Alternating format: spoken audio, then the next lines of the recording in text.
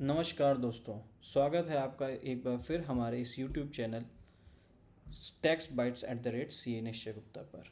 आज हम इस वीडियो के माध्यम से अब डिडक्शंस के बारे में जानेंगे और हम अपने उसी अकॉर्डिंग अपना टैक्स प्लानिंग कर सकते हैं अगले साल के लिए, क्योंकि इस साल के लिए हमारी डेट निकल चुकी है जो कि 31 मार्च 2024 थी।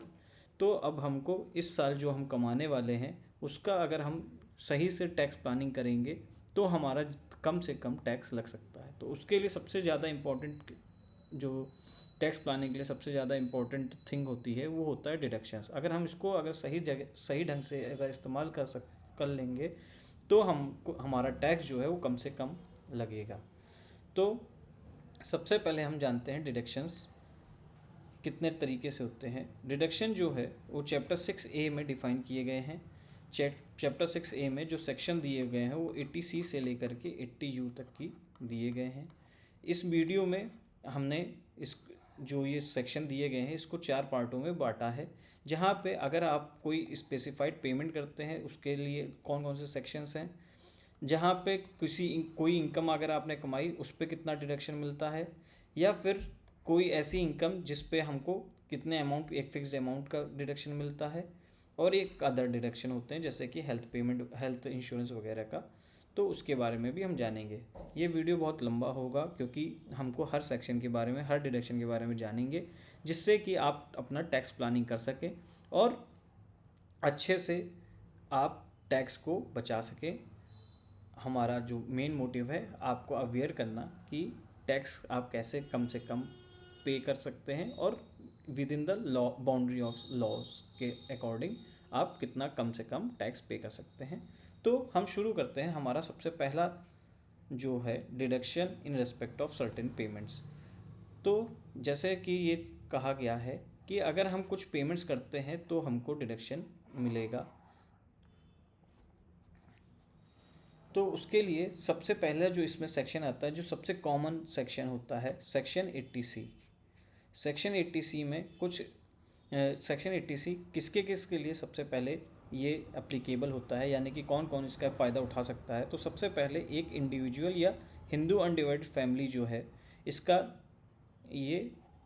फ़ायदा उठा सकती है सेक्शन 80C का। वो भी कौन इंडिविजुअल HUF जिसने जो ओल्ड रिजीम से अपना रिटर्न फाइल करेंगे, सिर्फ खाली वही आपके इस 80C के डिडक्शन का फ़ायदा उठा सकते हैं। अगर आपने न्यू रिजीम फॉलो कर ली जो डिफ़ॉल्ट रिजीम है, तो हमको क्या करना होगा, डिफ़ॉल्ट रिजीम से हमको ऑप्ट आउट करना पड़ेगा, तभी हम इस सेक्शन का बेनिफिट ऑप्ट आउट करना होगा, तभी हम इस 80C का बेनिफिट ले सकते हैं। ठीक है, तो कौन से इंडिविजुअल और HUF जिन्होंने ओल्ड रिजीम में अपना टैक्स फाइल करेंगे प्लस ओल्ड टैक्स रिजीम में फाइल करेंगे, और सिर्फ खाली हिंदू अनडिवाइडेड फैमिली और इंडिविजुअल को ही ये बेनिफिट मिलेगा। इसमें जो सबसे मेन पॉइंट है वो पॉइंट क्या है कि सब मैक्सिमम अमाउंट इसमें जो है डिडक्शन कितना मिलेगा, वो 1.5 लाख रुपए का मिलता है। मैक्सिमम जो है ये मैक्सिमम लिमिट दे रखी है। अगर आपने कोई अमाउंट इन्वेस्ट किया जो इसके इन्वेस्टमेंट में प्रिस्क्राइब किए गए हैं, अगर उसमें आपने अगर कम अमाउंट जो है वो कम अगर आपने इन्वेस्ट किया तो आपको डिडक्शन जो मिलेगा उतना ही अमाउंट की मिलेगी। तो हम ऐसा कह सकते हैं कि 1.5 लाख रुपए और अमाउंट इन्वेस्टेड जो इनमें से लोअर होगा, जो यानी कि इनमें से छोटा होगा, सिर्फ खाली हमें उसका ही डिडक्शन अलाउड जो कम होगा 1.5 लाख रुपए या अमाउंट इन्वेस्टेड से।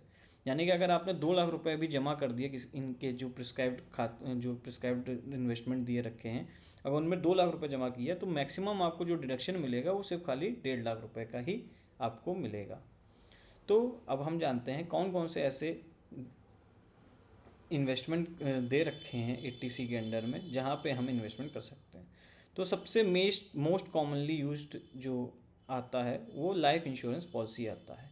आपने कोई लाइफ इंश्योरेंस पॉलिसी ले रखी होती है, उसका आप हर साल प्रीमियम पे करते हैं, उस प्रीमियम को अगर आप प्रीमियम पे कर रहे हैं तो आपको 80C के अंडर में डिडक्शन मिल जाता है उस प्रीमियम अमाउंट का।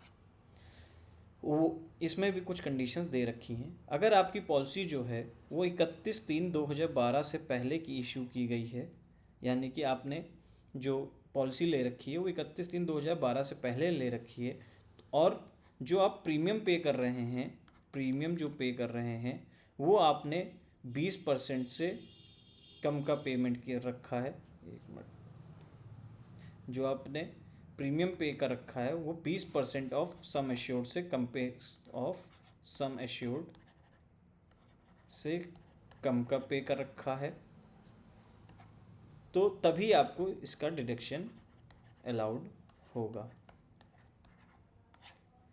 यहाँ तक की क्लियर हुई कि अगर आपकी पॉलिसी 31/3/2012 से पहले की है और आपने जो प्रीमियम पे कर रहे हैं हर साल, वो 20% जो आपका सम एश्योर्ड यानी कि एक लमसम अमाउंट जो आपको मिलता आपकी पॉलिसी पूरी होने पर, जो सम एश्योर्ड होता है, हर पॉलिसी में लिखा रहता है कि सम एश्योर्ड इतना है, उसका अगर आप 20% अगर हर साल प्रीमियम पे कर रहे हैं, अप टू 20% तक की आप अगर पे कर रहे हैं, तो आपको डिडक्शन मिल जाएगा। अगर यही आपने जो पॉलिसी है वो आपकी जो इशू हुई है वो 1/4/2012 से लेकर के 1/4/2013 यानी कि 1/4/2013 से पहले, यानी कि ये कहाँ 31/3/2013 से 2000 तक की अगर आपकी कोई पॉलिसी इशू हुई है, तो उसमें जो आप प्रीमियम पे कर रहे हैं, अगर आप प्रीमियम पे कर रहे हैं वो 10% अप टू 10% है आपका सम एश्योर्ड का, तो ही आपको डिडक्शन अलाउड होगा। डिडक्शन अलाउड, ठीक है। उसके बाद अगर हमारी जो पॉलिसी है वो 1/4/2013 के बाद इशू हुई है, 1/4/2013 के बाद इशू होने वाली 1/4/2013 के बाद वाली इशू होने के बाद अगर हमने जो LIC ले रहे हैं वो किसी ऐसे पर्सन के लिए ले रहे हैं जो 80U में जो डिसेबल पीपल होते हैं, यानी दिव्यांग पर्सन है, जो 40% और 75% ऑफ वो डिसेबल्ड में आते हैं, या अगर हम डिपेंडेंट के लिए ले रहे हैं 80DDB में जो हैं उनके लिए अगर हम ले रहे हैं, तो ये जो प्रीमियम का परसेंटेज है, प्रीमियम जो परसेंटेज है वो 15% हो जाता है। अप टू 15% तक की अगर हम प्रीमियम दे रहे हैं सम एश्योर्ड का, तो हमारे लिए डिडक्शन अलाउड होगा। अगर कोई ऐसा व्यक्ति नहीं है जो 80U या 80DDB में क्वालिफाई करता है, तो उसके लिए हमारा जो प्रीमियम पे करना है हमको वो 10% का ही करना है, अप टू 10% ही प्रीमियम पे करना है, तभी हमको डिडक्शन मिलेगा। उसके बाद आता है हमारा, ये तो हो गई प्रीमियम LIC पॉलिसी के बारे में, LIC के बारे में। उसके बाद अगर कोई पर्सन है जिसने PPF यानी पब्लिक प्रोविडेंट फंड या रिकॉग्नाइज्ड प्रोविडेंट फंड या SPF स्टेट प्रोविडेंट फंड पे अपना पैसा लगाता है, पेमेंट करता है प्रोविडेंट फंड में, अनरिकॉग्नाइज्ड प्रोविडेंट फंड नहीं, सिर्फ रिकॉग्नाइज्ड प्रोविडेंट फंड या फिर पब्लिक प्रोविडेंट फंड या फिर स्टेट प्रोविडेंट फंड में अगर वो पेमेंट करता है, तो ही उसको डिडक्शन मिलेगा। उसके बाद अगर आपके घर में कोई गर्ल चाइल्ड पैदा हुई है और उसके नाम से अगर आप सुकन्या समृद्धि अकाउंट खुलवाते हैं और उसमें कुछ भी पेमेंट जो आप अगर इन्वेस्ट कर देते हैं सुकन्या समृद्धि अकाउंट में, तो उसका भी आपको डिडक्शन मिल जाएगा। फिर उसके बाद अगर आप national saving certificate 8th issue खरीदते हैं, तो उसका भी आपको डिडक्शन अलाउड हो जाएगा। इन सब का मिला करके आपको जितने भी ये इन्वेस्टमेंट है, इन सबको मिला करके आपको एग्रीगेट जो मिलता है वो 1.5 लाख रुपए मिलता है। आप चाहे तो सब में मिला करके 1.5 लाख कर लीजिए, चाहे एक में कर लीजिए, इससे कोई फ़र्क नहीं पड़ता, ठीक है। उसके बाद आप अगर कोई म्यूचुअल फंड या यूटीआई जो ईएलएसएस स्कीम के अंडर, ईएलएसएस वाले जो होते हैं इक्विटी लिंक्ड सेविंग स्कीम के अंडर आते हैं, वैसे अगर आप लेते हैं, क्योंकि म्यूचुअल फंड जब आप लेंगे तो उसमें लिखा रहेगा कि आपको इसका इनकम टैक्स बेनिफिट मिलता है 80C के अंडर में। अगर आप ऐसे म्यूचुअल फंड लेते हैं तो भी आपको डिडक्शन अलाउड हो जाता है। उसके बाद हमारा, अगर आपके 2 बच्चे हैं और वो स्कूल कॉलेजेस में पढ़ रहे हैं, स्कूल कॉलेजेस पढ़ रहे हैं, तो उनकी जो ट्यूशन फीस जाती है, ट्यूशन फीस जो जा रही है उसका भी आप डिडक्शन क्लेम कर सकते हैं, डिडक्शन क्लेम कर सकते हैं। लेकिन इसमें जो ध्यान देने वाली बात है कि मैक्सिमम 2 चाइल्ड दिया हुआ है। अगर आपके 3 चिल्ड्रन हैं तो 1 चिल्ड्रन का आपको नॉट अलाउड होगा, सिर्फ खाली 2 चिल्ड्रन को ही अलाउड होगा। ये इसलिए जो गवर्नमेंट का एक इनिशिएटिव आता था हम दो हमारे दो के हिसाब से, उन्होंने इसीलिए ये प्रोविज़न डाला है। अगर आपके 2 बच्चे हैं तो आपके 2 बच्चों का आपको ट्यूशन फीस का जो आप स्कूल कॉलेज में देते हैं वो आपको डिडक्शन अलाउड हो जाएगा, ठीक है। और सिर्फ खाली ट्यूशन फीस का, उसमें जो रिसीट होती है आजकल जो प्राइवेट स्कूलों में देते हैं या किसी भी स्कूल में देते हैं, तो उसमें extra curricular activities fees, generator fees, बाकी सब कंप्यूटर लैब फ़ीस सब जोड़ जाड़ कर देते हैं और ट्यूशन फ़ीस भी लिखी रहती है। तो सिर्फ खाली जो ट्यूशन फ़ीस होगी सिर्फ खाली उसका डिडक्शन क्लेम कर सकते हैं आप, ठीक है। तो ये वाला पॉइंट हो गया। उसके बाद अगर आपने कोई हाउसिंग लोन ले रखा है, उसका अगर आप प्रिंसिपल अमाउंट रीपेमेंट करते हैं, इंटरेस्ट का तो आपको सेक्शन 24B में मिल जाता है, लेकिन जो आपका प्रिंसिपल अमाउंट है उसका अगर आपको डिडक्शन चाहिए तो आपका जो principal amount repayment, loan repayment होता है, उसका आप यहाँ पे 80C के अंडर में क्लेम कर सकते हैं। उसके बाद हमारा, अगर हम जो है बैंक में या फिर पोस्ट ऑफिस में 5 साल के लिए एफडी कराते हैं, 5 साल के लिए एफडी कराते हैं जो गवर्नमेंट ने नोटिफाई की हो, आप बैंक जाएंगे वहाँ पे पता चल जाएगा। 5 इयर्स की जो एफडी का होती हैं, इनका लॉक इन पीरियड, आप इसको कैश में नहीं करा सकते 3 साल। कोई भी आप जो भी ये ऊपर दे रखे हैं, इसको अगर आप जो इन्वेस्टमेंट हैं अगर वो 3 साल के अंदर आप तोड़वा देते हैं तो जितना अमाउंट आपने डिडक्शन क्लेम किया हुआ है वो पूरा आपके हाथ में टैक्सेबल हो जाएगा। तो इसलिए आप लॉक इन पीरियड के बाद ही इसको बेचें।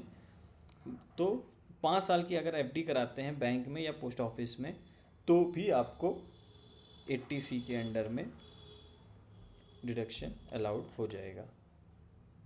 ये देखिए पोस्ट ऑफिस और बैंक में दे रखा है। उसके बाद अगर आप एनपीएस में, नेशनल पेंशन स्कीम में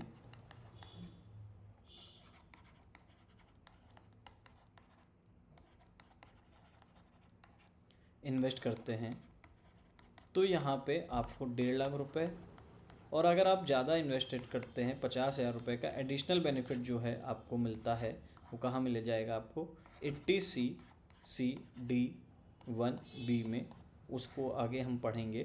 तो 1.5 लाख रुपए का तो यहाँ 80C में मिल जाता है और 80C/1B में 50,000 रुपये का एडिशनल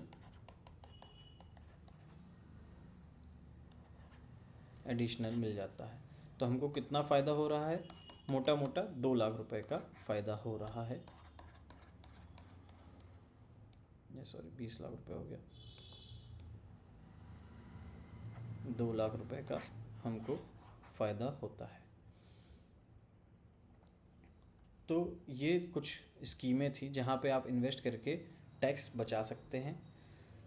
अगर वीडियो अच्छा लगा हो तो कृपया इसे लाइक करें, सब्सक्राइब करें और शेयर करें अपने दोस्तों के साथ, जिससे कि ज़्यादा से ज़्यादा लोग इसके बारे में जान सकें और अपने टैक्स को बचा सकें और प्लान कर सकें, उसी हिसाब से अपनी टैक्स प्लानिंग कर सकें। धन्यवाद, थैंक यू। मिलते हैं आपको अगली वीडियो पे जल्द ही जो आएगी। धन्यवाद।